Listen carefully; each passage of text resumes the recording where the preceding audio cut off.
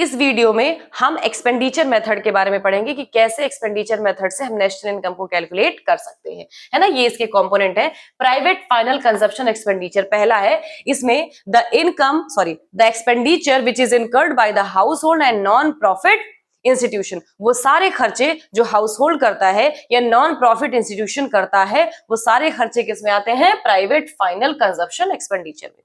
Got it. Second point is government final consumption expenditure, all the expenditure which is incurred by the government, public service के लिए, defence के लिए, law and order के लिए, जो भी खर्चे गवर्नमेंट करती है वो आता है government final consumption expenditure.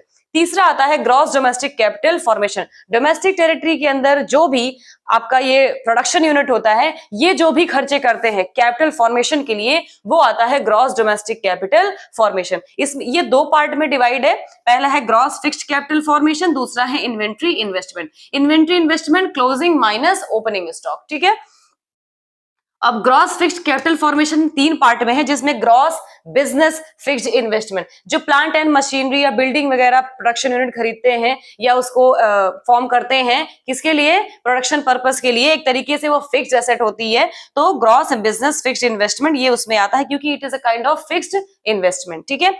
Gross residential construction investment, नए घर वगैरह जो बनते हैं, ये भी एक तरीके से फिक्स्ड इन्वेस्टमेंट है, तो ये आता है आपका ग्रॉस रेजिडेंशियल कंस्ट्रक्शन इन्वेस्टमेंट में।